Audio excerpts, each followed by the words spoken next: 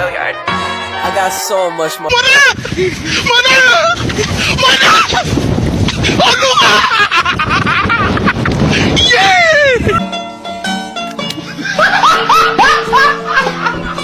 Are you ready, kids? Aye, aye, Captain! I can't hear you. Aye, aye, Captain! Oh! Fucking design on right now. Break it down, bring it back, make it clap. I got 3 old thoughts, new block, where that thing. Bitches on my line, and you know that.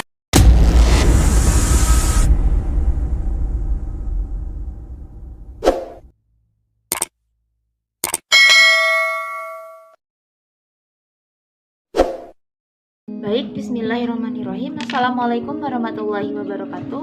Perkenalkan, saya Nurul Aini Koto dengan NIM 2522096 dari Prodi atau Program Studi Pendidikan Teknik Informatika dan Komputer Angkatan 2022 atau yang disebut PTIK Angkatan 22C. Baik, saya bertujuan membuat video ini untuk memenuhi ujian akhir semester pada mata kuliah Sistem Basis Data yang diampu oleh dosen Bapak Rian Amanda. Tidak memperpanjang perkenalan diri saya masuk kepada materi yang akan saya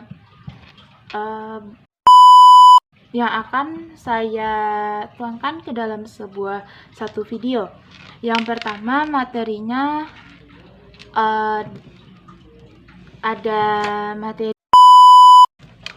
perancangan basis data.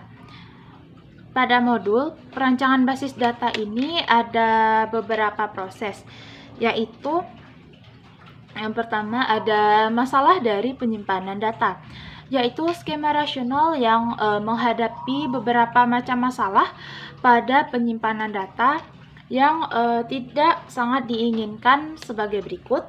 Yang pertama ada redundasi. Redundasi itu mempunyai tujuan, yaitu dari sistem basis data untuk mengurangi redundasi pada sistem basis data, yang artinya bahwa data itu hanya dapat disimpan satu kali dan data informasi yang diterima berkali-kali akan menyebabkan pemborosan baik pada ruang penyimpanan dan pemborosan pada ukuran dari total data yang disimpan.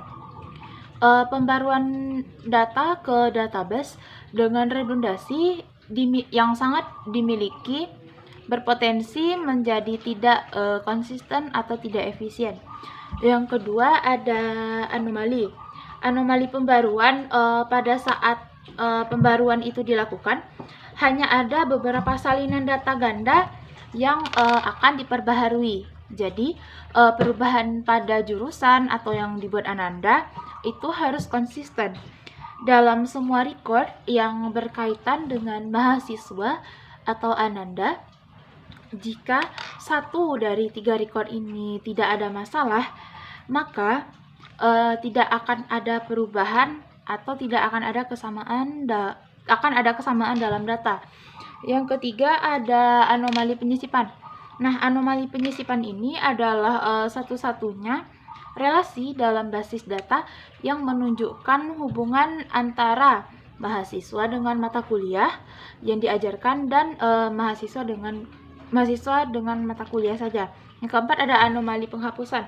Anomali penghapusan ini adalah satu-satunya relasi dalam sistem basis data yang menunjukkan hubungan erat antara siswa atau mahasiswa dengan dosen atau staf pengajar atau yang biasa disebut guru. Proses selanjutnya atau yang kedua ada proses perancangan dari basis data. Program perancangan sistem basis data yang dapat dibagi atau dikelompokkan dalam beberapa cara atau dalam beberapa langkah-langkah sebagai berikut. Yang pertama ada analisis kebutuhan. Analisis kebutuhan ini bertujuan untuk memberitahu apa yang diinginkan oleh pengguna atau user dan dari sistem basis data. Yang kedua ada perancangan basis data konseptual. Perancangan basis data konseptual ini bertujuan untuk membuat deskripsi atau membuat penjelasan yang sangat sederhana dari data, atau yang sangat cocok dengan cara pengguna dan pengembangan data. Yang ketiga, ada desain dari basis data logis, yaitu desain basis data logis ini harus dipilih dari DBMS untuk mengimplementasikan desain data dan mengubah atau menggantikan beberapa desain dari basis data konseptual yang menjadi skema basis data dalam model data DBMS yang sudah dipilih. Untuk selanjutnya ada materi normalisasi. Nah, pada materi normalisasi ini merupakan proses yang dapat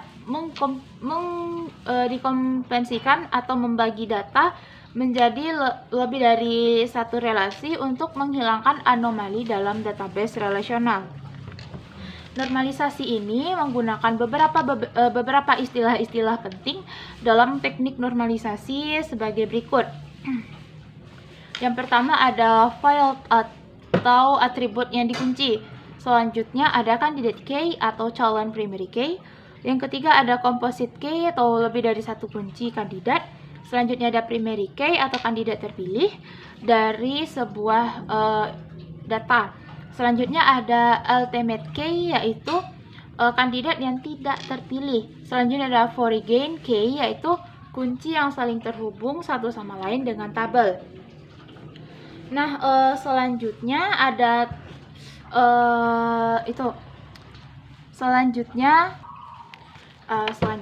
ada manfaat dari normalisasi, yaitu ada beberapa.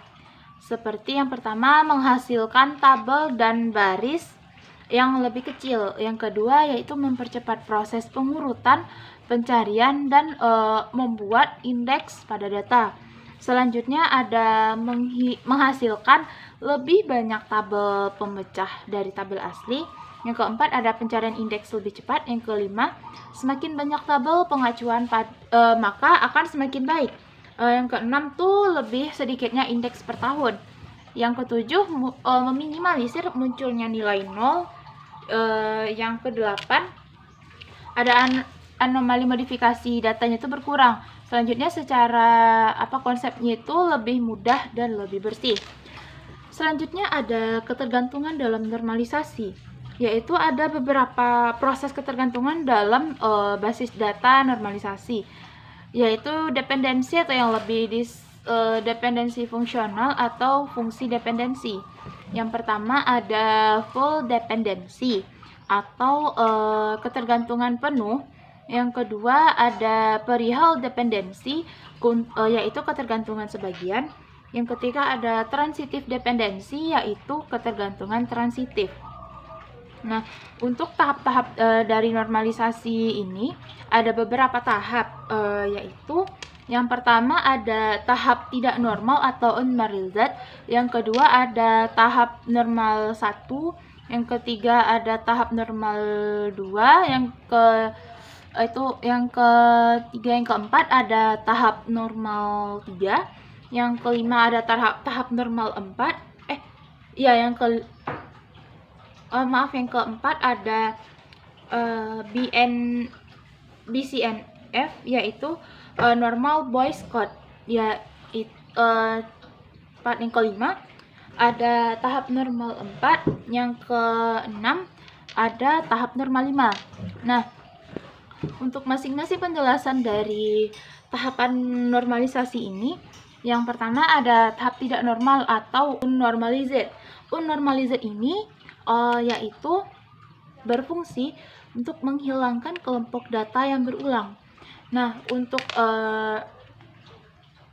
tahap normal 1 atau 1NV, 1NV ini bertujuan untuk menghilangkan ketergantungan parsial.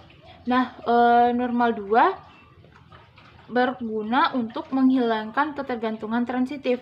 Normal 3 yaitu untuk menghilangkan anomali dari ketergantungan fungsional. Nah, untuk di CNF tadi itu yaitu berfungsi untuk menghilangkan ketergantungan manipulatif.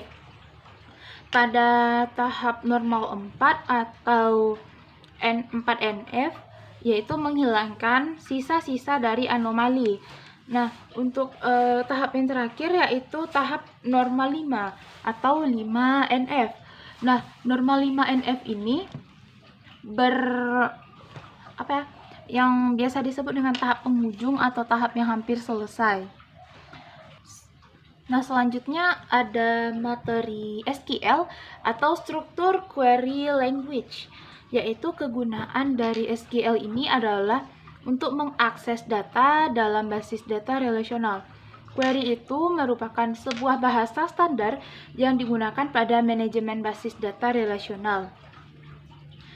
Sejarah dari SQL ini ada beberapa perkembangan dan sejarah, yaitu pada bulan Juni tahun 1970, SQL ini dibahas pada sebuah artikel dari seseorang peneliti IBM, yaitu F. Code. Dalam artikel ini juga dibahas pembuatan bahasa standar untuk basis data. Selanjutnya pada tahun 1986, diterbitkanlah standar SQL oleh ANSI, yaitu SQL 86. Seiring berjalannya waktu, SQL juga berkembang. Nah, dari tahun ke tahun, yaitu sebagai berikut. Pada tahun 1992, yaitu SQL 92, tahun 1999, SQL 99. Tapi kebanyakan orang menggunakan SQL 92 untuk pemakaian sehari-hari. Nah, pada SQL 92 ini memiliki standar bahasa untuk bahasa pemrograman. Nah, yang bahasa pemrogramannya itu yang paling sederhana untuk berkomunikasi dengan database. Seperti yang pertama membaca perintah, yang kedua menuliskan perintah, dan yang ketiga itu memperoleh informasi atau memperoleh output. Nah, SQL juga memiliki beberapa sifat, yaitu non-procedural dan secara umum SQL ini memiliki dua bahasa, yaitu DDL atau yang biasa disebut dengan data. Yang pertama ada DDL, yang kedua ada DML. Nah, untuk DML ini ada data management language. Nah, untuk DLL ini adalah data definition language. Nah, pada DLL dan DML ini untuk pengimplementasian dari DDL dan DML yaitu ada SMBD. SMBD ini adalah sistem manajemen basis data. Nah, pada sistem manajemen basis data ini dalam sistem manajemen basis data inilah pengimplementasian atau penggunaan dari DDL dan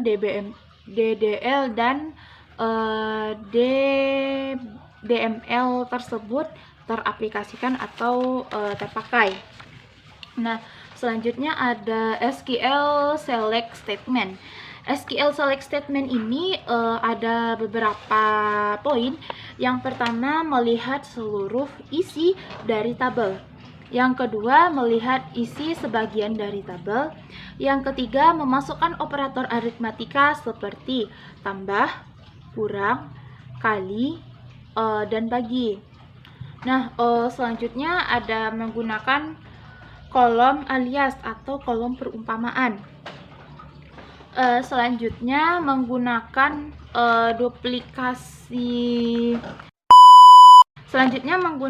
duplikasi baris atau duplikat baris. Nah, selanjutnya ada menghindari duplikasi baris.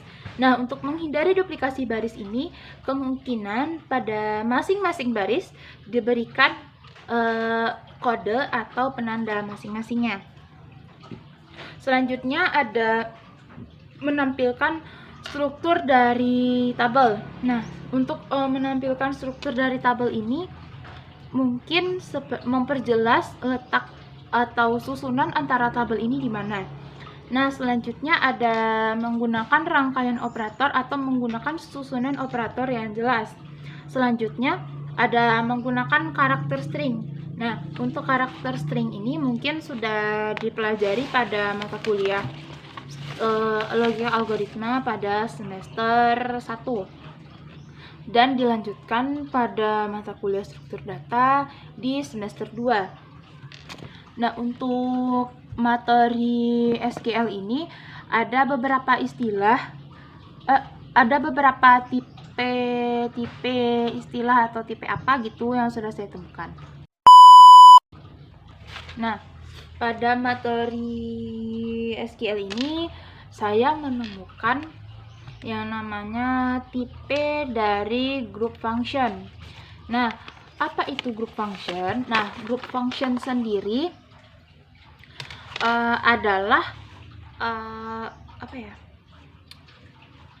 sebuah kasus yang bertujuan untuk menyeleksi data dengan cara si user ini diminta untuk memilih data berdasarkan data tertentu. Berarti dengan kasus seperti ini, user A diminta untuk memilih data pada sebuah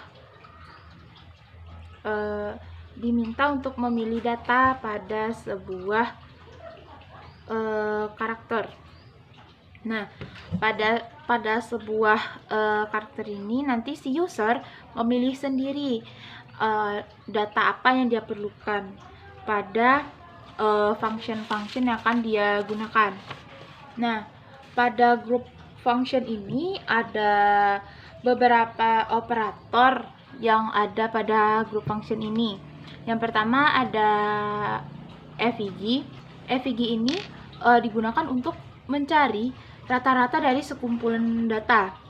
Selanjutnya ada COUNT, yaitu digunakan untuk mencari caca atau pecahan atau banyak data. Selanjutnya ada max, yaitu mencari nilai maksimum dari sebuah data. Selanjutnya ada min, yaitu digunakan untuk mencari nilai minimum dari sebuah data. Selanjutnya ada stddev, yaitu digunakan untuk mencari standar definisi dari sekumpulan data. Selanjutnya ada sum. Sum ini digunakan untuk mencari nilai total dari sebuah data. Selanjutnya ada varchar.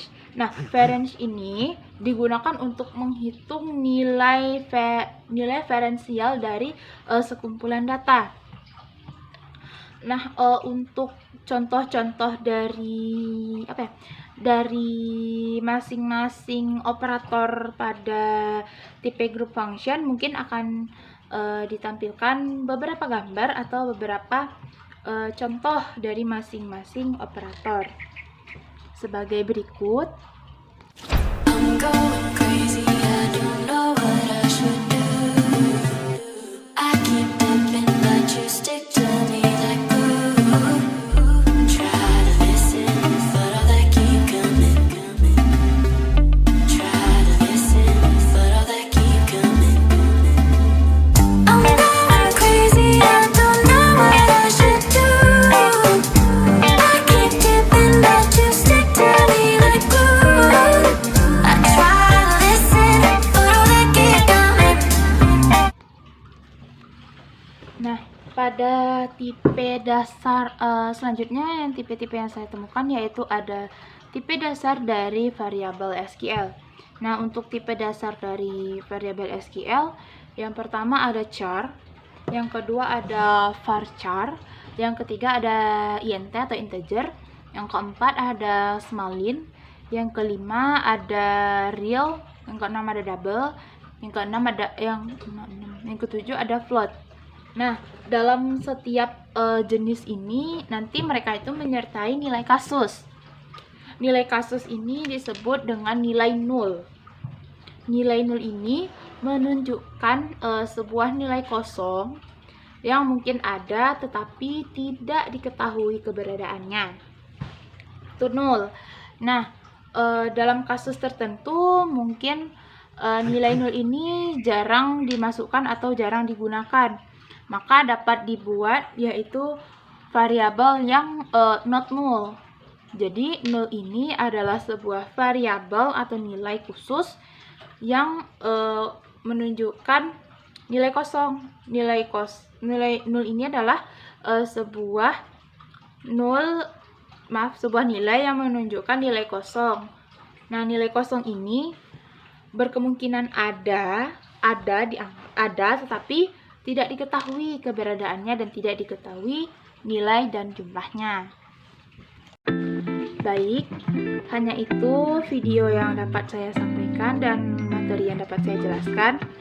Mungkin sampai di sini dulu materi SQL, terus perancangan basis data dan normalisasi dari saya. Saya Nurul Aini Koto, pamit undur diri. Wassalamualaikum warahmatullahi wabarakatuh.